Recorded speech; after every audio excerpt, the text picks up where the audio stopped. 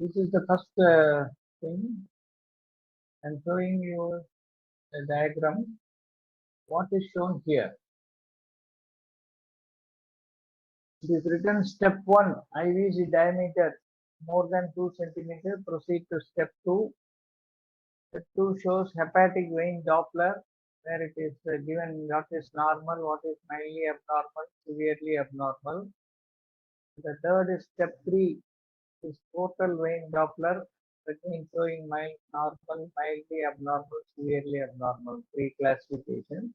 And step 4 is renal vein Doppler, normal, mildly abnormal, and severely abnormal. When do you see all these things?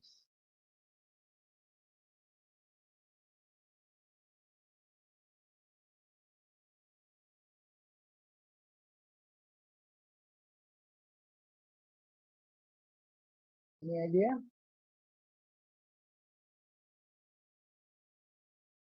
Cardiac failure. Cardiac failure. You are somewhat closer to the answer. Cardiac output. Assessment, sir. Eh? Fluid assessment, sir. Very good. Volume assessment. Volume assessment to somewhat. But is there any name for that? When do you see the IVC diameter? By which investigation you see the IVC diameter? Dynamic parameters, sir. Dynamic parameters using what? Ultrasound. Ultrasound. Ultrasound. Very good. So this is an ultrasound study, or this is the answer. Venous excess ultrasound are called VEXUS interpretation steps. Okay. So the venous excess ultrasound short form is VEXUS. VEXUS. This is the latest thing that is included in one of the focus point of care ultrasound studies. Venous excess ultrasound interpretation steps. So how is it graded?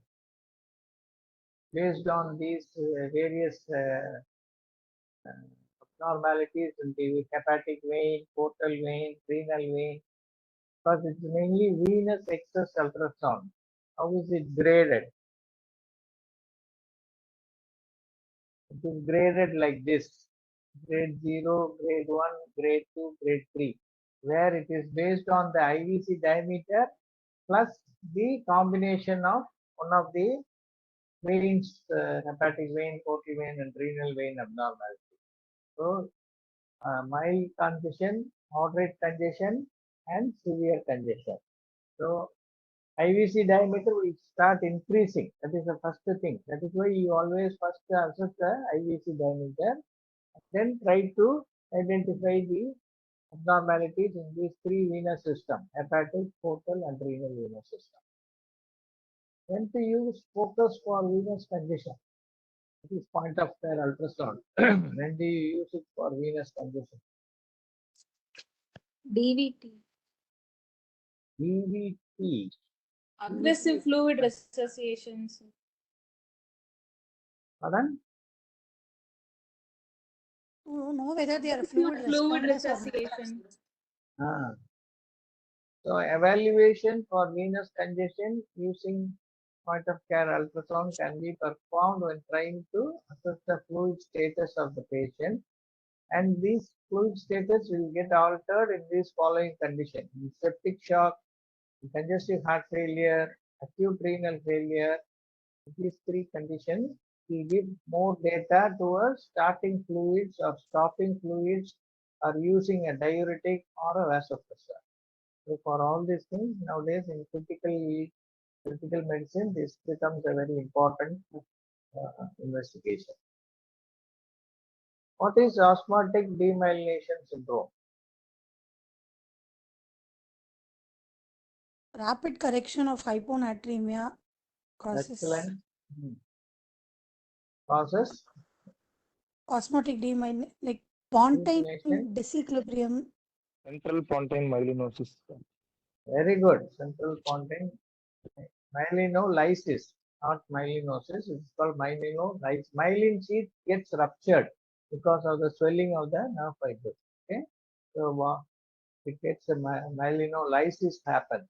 an uncommon neurological disorder, generally following rapid correction of hyponatremia with hypertonic saline, resulting in demyelination of white matter of the pons and certain extrapontine region in the central nervous system.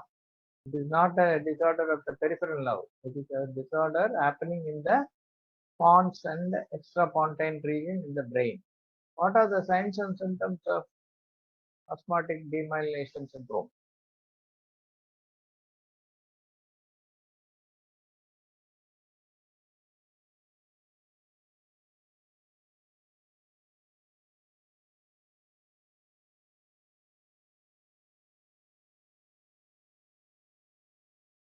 Then Oski, you have only 4 minutes for each question. You have to think rapidly and write the answer. The neurological symptomatology can vary from mild confusion to severe dense global paralysis.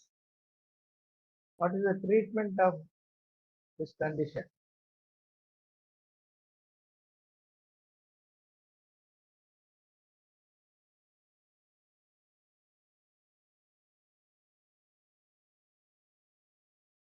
Stabilize the general condition. Anti-seizure. Okay. So the first Electrolyte answer is correction. there is no proven treatment for this. So whenever you give hypertonic saline, you have to be very watchful and give it slowly so that you don't cause this particular problem. That is the first and foremost preventive aspect. But once if it is occurs, then there is no proven treatment. But after all, the modalities experimentally done is reinduction of hyponatremia. You make the patient to go back to hyponatremia so that all the fluid that has gone into the nerve will come out. Intravenous immunoglobulin has been tried. Plasma exchange and steroids have been tried with variable success. So the four therapies are induction of hyponatremia, intravenous immunoglobulin, plasma exchange, and steroids. So what is plasmapheresis and plasma exchange?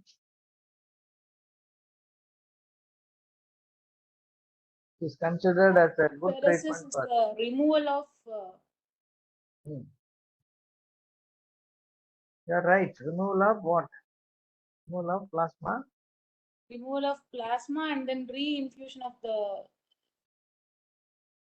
You remove blood, isolate the plasma, and then either discard it or alter it and then reintroduce it into the patient. Okay. So plasmapheresis is a therapeutic intervention. It is a part of treatment that involves extracorporeal removal and return or exchange of blood plasma or components.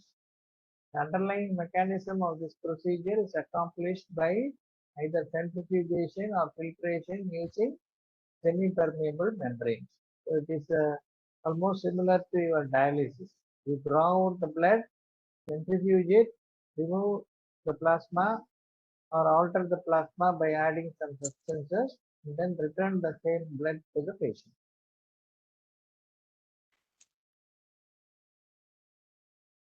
So you see a picture where there are a lot of white arrows pointing here and here. This is nothing but what is this?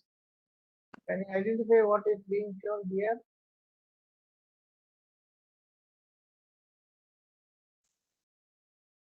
Standard monitoring, sir. Standard display Intraoperative of all monitoring, the sir. monitors that you are using, isn't it? So that is what is shown, but there are a lot of arrows to show what is each and every one. Can you name all these things? Is this, what is this, what is this? Like this. Observation. leads. Huh? First arrow ECG lead to. Yeah. Which one? This one? Yes, sir. Okay. This is SpO2 waveform, plethysmographic waveform. okay. It is written here itself in small Yes. letters. You can see Yes, that yes, sir. plethysmographic waveform. Yes, Ah. sir. What about this one? Invasive arterial Facer arterial line. This is end-tidal CO2 capnography. capnographic waveform, and this is NIB, non-invasive. it is written NIBP itself. NIBP with systolic, diastolic, and mean arterial pressure. What is this arrow? Gap. Inspiratory CO. Inspiratory and expiratory sevoflurane concentration. So Yes, sir. inhaled anesthetic concentration, both inspiration and expiration. So inspiration 1.5, expiration is 3.5. And what is this arrow? Inspiratory FiO2 and the octahedral. What about this one? Respiratory. Respiratory. This Invasive Arterial bleeding. blood pressure. invasive arterial blood pressure. This is NIBP, this is invasive.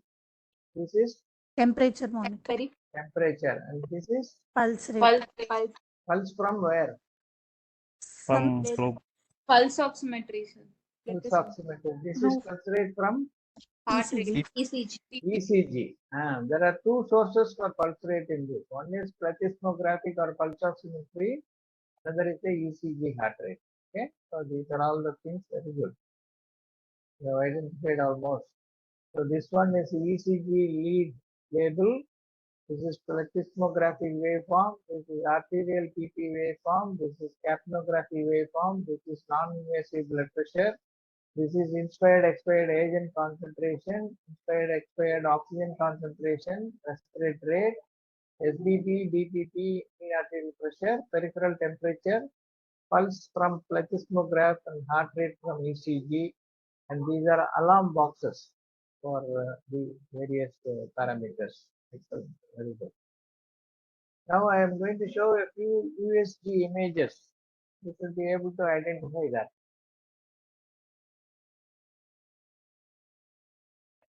Infraclavicular. Fantastic.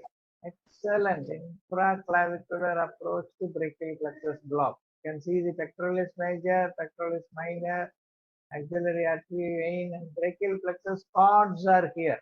So this is the clue to say that it is a approach to infraclavicular, because above that you will get the trunks and their divisions. So when you see cords, that means you are coming down to lower down. Okay. Fantastic, Anjali. Good. Thank you. What sir. is this?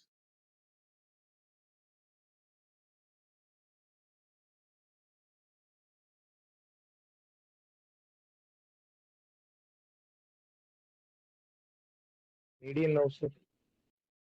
Radial nerve. See, you have to read all that what is given here. Median nerve, sir. Median nerve. Is there any nerve marking for medial nerve there? You see any marking? It is written AV only, medial lateral side distinction is there. There is no mention about nerve at all here. And it is written cubital fossa vein. That is the clue here. Cubital fossa. It is a cubital fossa anatomy for peripheral venous cannulation. Sometimes in obese people or patients with difficult venipuncture access, we use ultrasound in the cubital fossa to identify the vein so that you can cannulate it. Okay. What is this? Here you have got lot of short forms. Popliteal fossa. Fantastic. Nerve Excellent. block. Very good. Popliteal fossa nerve block. So this is tendinosus, semimembranosus. This is the biceps femoris muscle. This is the saphenous nerve. This is the popliteal artery. Little lower down, it's divided into common peroneal and tibial nerve. And biceps femoris, semitendinosus, semimembranosus, popliteal vein, popliteal artery, all these things are there. So it is important that you should be able to expand and know what is these short forms are. Then it will be easy. So this is popliteal vein, popliteal artery. This is the division. A little above, it is a common saphenous vein. What is this? Echocardiogram. Echocardiogram, correct. But what axis or what view?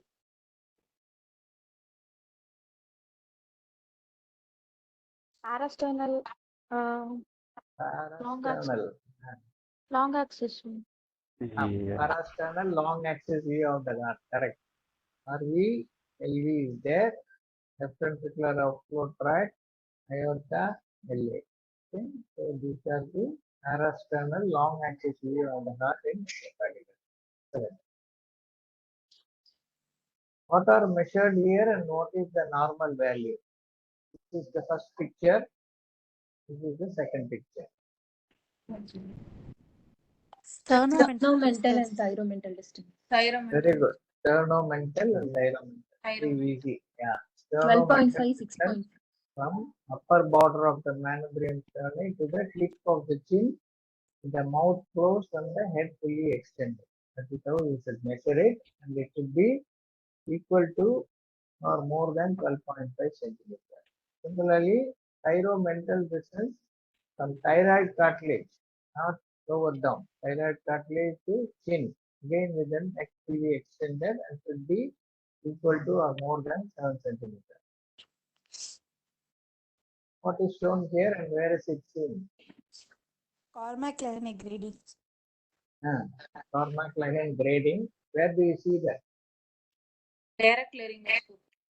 Direct laryngoscopy. Very good. Direct laryngoscopy. Line scoring system seen during laryngoscopy. What is lemon score and where is it used?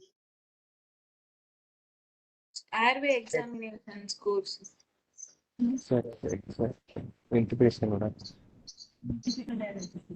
Acronym for Look externally, evaluate evaluate 3332 rule. maximum used in especially difficult airway assessment. Right. How to confirm that endotracheal tube is in the correct position? From the points by which you will say that EP tube is in the correct position. Bilateral chest Direct visual, Sir, direct ETC visualization of the Direct chords. visualization as it puts the tube into the cord. Very good. Number one. Any other? What are all the other ones? X-ray, bilateral chest fiber rise, optic bronchoscope, ETCO2 At least showing of the 6 ET tube. waveforms. So visualization of the tube entering between the vocal cords, correct right point. Then bilateral breath sounds on chest auscultation, correct point. Then what else will we say? Capnography Showing at least Capnography, 6 ultimate waveforms. gold standard. But before that, negative breath sounds in the stomach. You must always auscultate the epigastrium also. Whenever you intubate, that is the fifth area. The first four areas are intraclavicular, base of the lungs, both on the right and left side. So four auscultations. Fifth auscultation should be always epigastrium to make sure that there is no air entry into the stomach. Then fogging of the tube due to water vapor in expired air. Absence of gastric contents in the tube has gone into the esophagus. Movement of chest with the ventilation. Whenever you squeeze the back, then the visually expanded chest movement should be seen. And finally, capnography showing 6 consecutive normal waveforms. That is the gold standard. The end-tidal CO2 and pulse oximetry reading. Okay. Mention few complications of endotracheal intubation.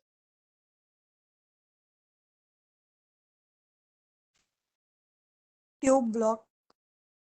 Tube block. Okay. endobronchial intubation. endobronchial intubation, Bronchial intubation. sore Or throat, Injury to Throat the vocal structures cord causing paralysis, airway edema. So Vocal cord esophageal intubation. First and foremost, mistake is to intubate the esophagus instead of the trachea. Endobronchial intubation and impaction of the distal tube producing obstruction. And of course, injury to teeth, lips, tongue, larynx, all these things. What size tube you should select for a 6-year-old child and what length of it to be passed into the trachea?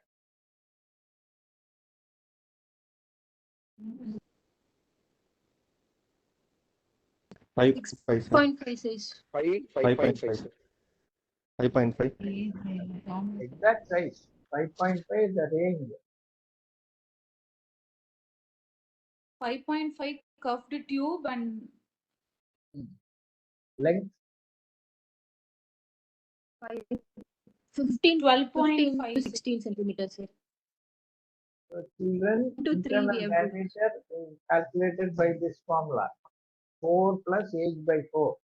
So for 6 years, 4 plus 6 by 4, which is 1.5. So 4 plus 1.5, 5.5 millimeter internal diameter cube. Okay. This is the diameter of the cube in millimeters, not in centimeter or any other. And for the length, 12 plus h by 2 is equal to 12 plus 6 by 2 is 3, so 15 centimeter at the lip level. Okay. So these two formulas are pediatric formulas commonly asked in the exam. What are the names of the procedures? Where Central venous axis. Left eye, internal jugular venous Internal jugular vein cannulation. cannulation. Right This one? subclavian vein can. Yeah. Pneumopod incision. So internal jugular, central venous line incision. This is subclavian central venous line incision. Mention two advantages of subclavian vein cannulation over IVL cannulation. Patient comfort. Okay. Reduced infectious rates, sir. Infection rate is much. Okay. More than Venous that, congestion is reduced. no risk of carotid artery puncture. Because we are nowhere near that. No risk of neck hematoma. These are the two immediate advantages. So there are a lot of advantages. You can mention the ones which are quite late advantages, that patient comfort, no infection. They are also correct points, but the immediate procedural complications, these two are avoided. Complete the list of the reversible causes of cardiac arrest. 4 H and 4 P's. Hypoxia, hypovolemia, hyperkalemia, and hypokalemia, hypothermia, P's. pulmonary thrombosis, cardiac Cardiac thrombosis, tamponade. cardiac tamponade, Hmm. toxins, Hmm. One more. Tension pneumothorax. coronary Tension. thrombosis. Very good. Excellent. Hypovolemia, hypoxia, hyperkalemia, hypothermia. Tension pneumothorax, tamponade, cardiac tamponade, toxins, and thrombosis. Very good. The patient with asthma, hypertension of 170, 100. What is his ASA class? ASA 3, sir. Yes, sir. ASA 3. Very good. There's two systemic diseases, so which class is ASA 3? What is the cause of whitening in this lung? The left Tube side block. left Atelectasis. Consolidation, Collapse. atelectasis, not diffusion, consolidation. Mucus plug. Pneumonia or atelectasis. Both of them can be the cause. So if it is pneumonia, what is the treatment? Antibiotic. Antibiotic and only antibiotic will do. Physiotherapy and Antibiotic, oxygen support or support. mechanical ventilation or heat. So that can be common to both these things. Now, sometimes OSCE stations are kept nowadays. So first thing is about airway assessment station. Okay. So this is the case scenario. A 55-year-old male weighing 134 kg is posted for laparoscopic cholecystectomy. His past medical history includes thyroid cancer, for which he has received radiation therapy and has got limited neck mobility. You are going to assess his airway. So tell me, how will you go and do the assessment? This is the practical way of your testing your patient interaction and airway assessment. What are all the things that you will do? You say one by one all the steps. How will you? This is like you are routinely going to the patient's room and trying to do a pre-op assessment. Here you have to specifically do the airway assessment. First, we have to go and mouth opening, sir. introduce the One at a introduce time, and one at a start. time. One of you at a time, please. You have to go on.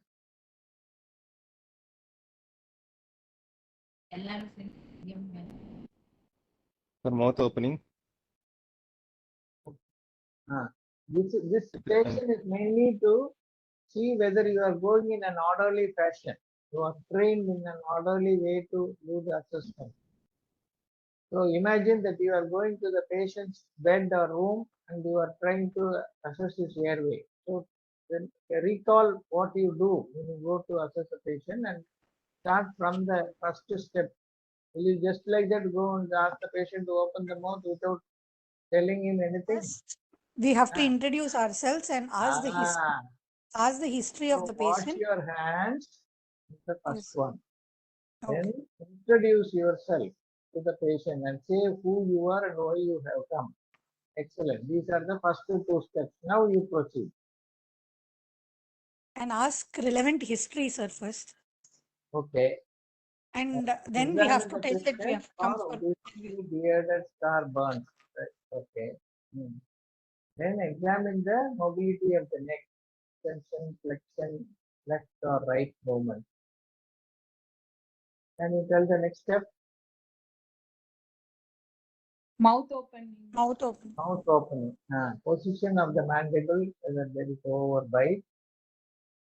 Ask the patient to open the mouth as much as possible. Okay. Next.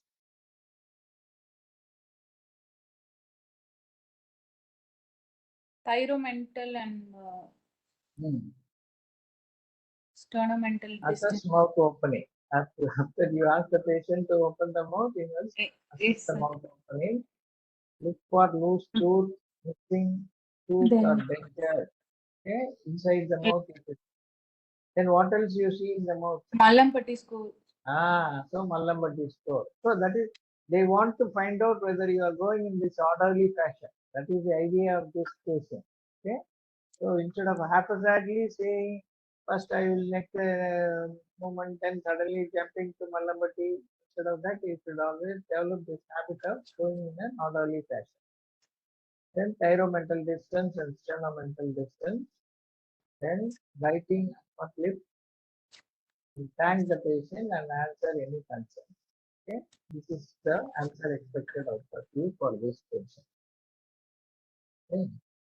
Next is the clinical skill station. So there is a call from ICU.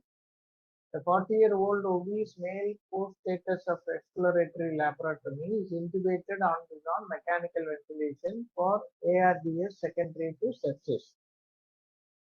He is on SIMV pressure control mode, the carry volume of 430 ml, a respiratory rate of 14, peak of 9 centimeters of water, and FiO2 of 0.5. He is on sedation with propofol 50 microgram per kg per minute and fentanyl 50 microgram per hour infusion. He has been fed continuously with a feeding tube. The respiratory therapy checks the ventilator and found ventilator alarms for low tidal volume. He also noticed a low oxygen saturation which dropped from 99 to 90%. Now you have been requested to change the ETT for this patient. This is your skill testing. So you must mention what are all the steps you will follow to do the ETT changing in this patient. We have to increase the FiO2 to 100% first, sir. Then we have to make arrangements for the intubation like ET tube, airway, ambu bag, suction. Very good, correct. Laryngoscopy, bougie and check the PAC chart to see whether it is to see the grade of CL. Excellent. Very good, very good. And All of you are video mentioning all the laryngoscopy. points correctly, but it should come in a proper sequence. That is what is expected in the examination. All these points are fantastic and correct. But what are the steps?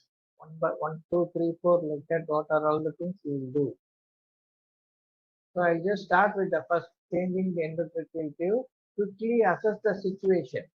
What is the end-tidal CO2, oxygen sat, vitals?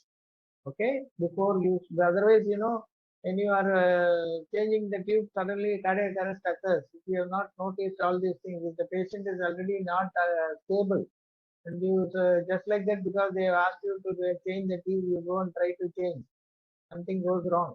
So first assess the situation. What could be the next one? We should confirm whether it is a block or any tube disconnection. Oh, very good. Inquire about previous intubation, whether there was very difficult to intubate, whether they did the intubation with the fiber optic or by direct visual laryngoscopy.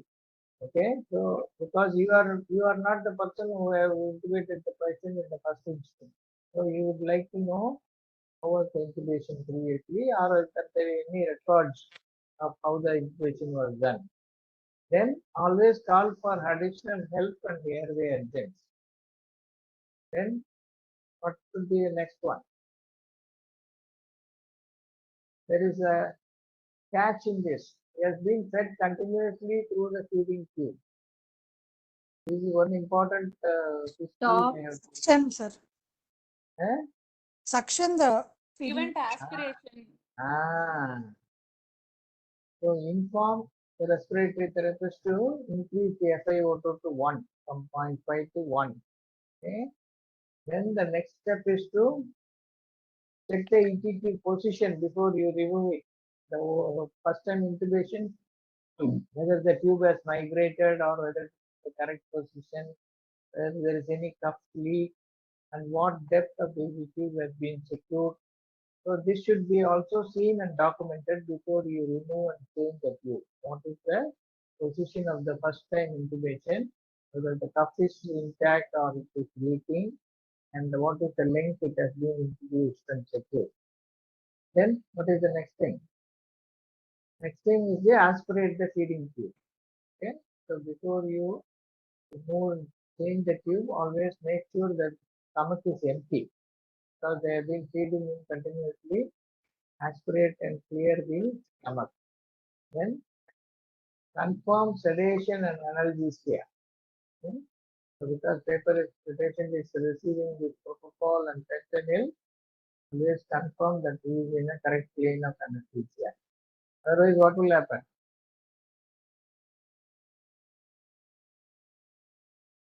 There will be sympathetic stimulation. Okay.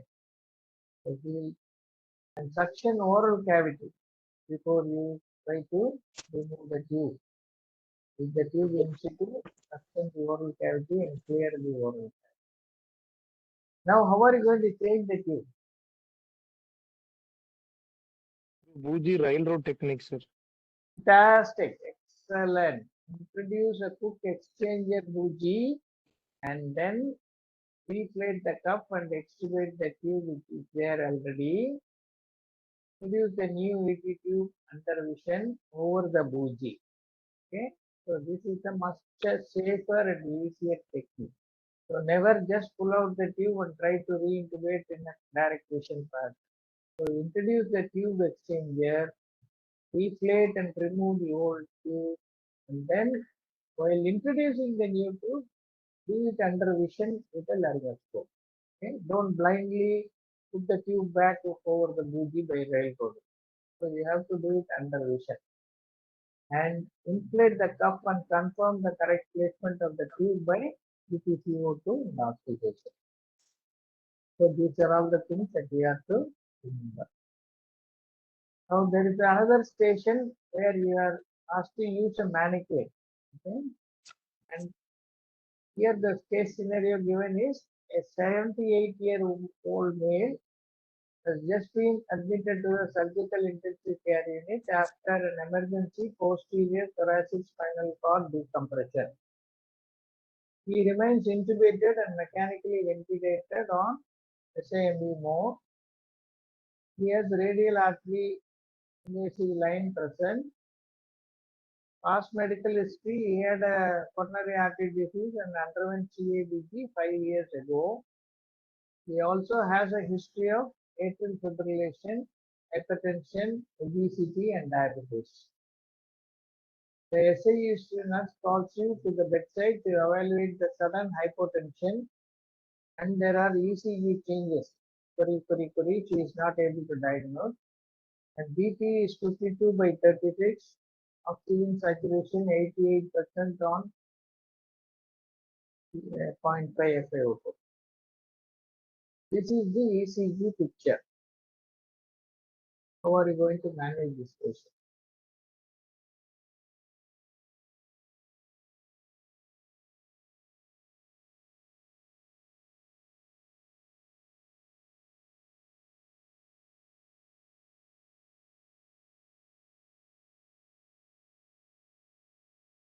What is the diagnosis of the ECG? ST depression. Supraventricular tachycardia. Fantastic. It is supraventricular tachycardia. Very good. What are you going to do now?